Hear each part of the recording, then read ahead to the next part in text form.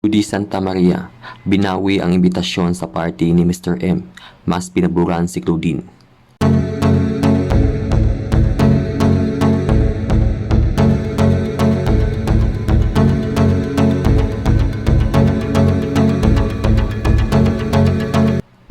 Binawi pala ang imbitasyon ni Judy Santa Maria para sa tribute party na ibinigay sa dating Star Magic honcho na si Johnny Manahan, o mas kilala bilang Mr. M.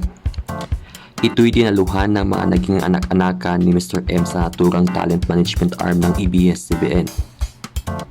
Inorganista ng talent manager na si Karen Pascual at ilang malalapit na kaibigan ni Mr. M ang Night of 100 Stars na ginanap sa Marriott Hotel kung saan dumalo ang original talents ng Star Magic. Naroon sina Piolo Pascual, Jericho Rosales, Kristen Hermosa, Kay Abad, Bea Alonso, John Lloyd Cruz, Eric Santos, Catherine Bernardo, Joshua Garcia, Julia Barreto, Charo Santos Concio, Heart Evangelista at marami pang iba.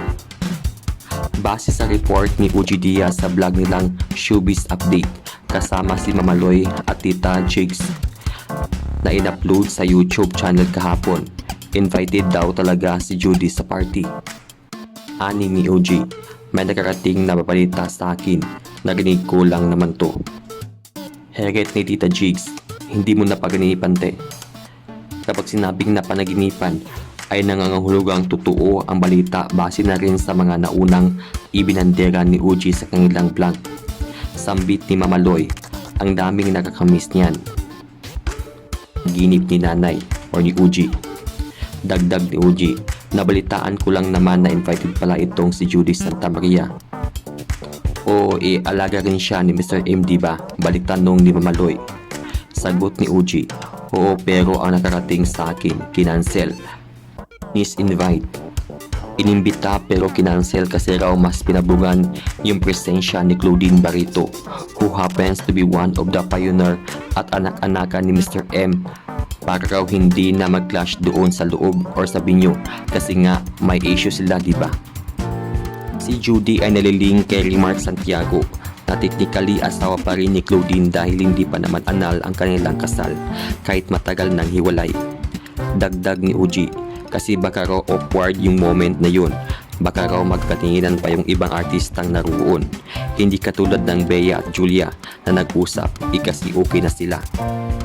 Anyway, isa si Judy sa maituturing na pioneer ng Star Magic. Tinatag noong 1992 na dating ABS-CBN Talent Center at kasama ang aktres sa teen drama series na Tabing Ilog na nagsimula noong 1999 at nagtapos noong 2003. Pero syempre, si Claudine ang kauna-unahang talent ng Star Magic, kaya maituturing na mas senior ang aktres sa lahat kasama si Judy. Bukas ang bandera sa magiging reaksyon ni Judy sa umano'y pagbawi ng imbitasyon sa kanya para makasama ang kanyang tatay-tatayanan sa showbiz. Kayo, anong masasabi niyo sa balitang ito? I-comment na yan sa comment section at huwag kalimutang mag-subscribe.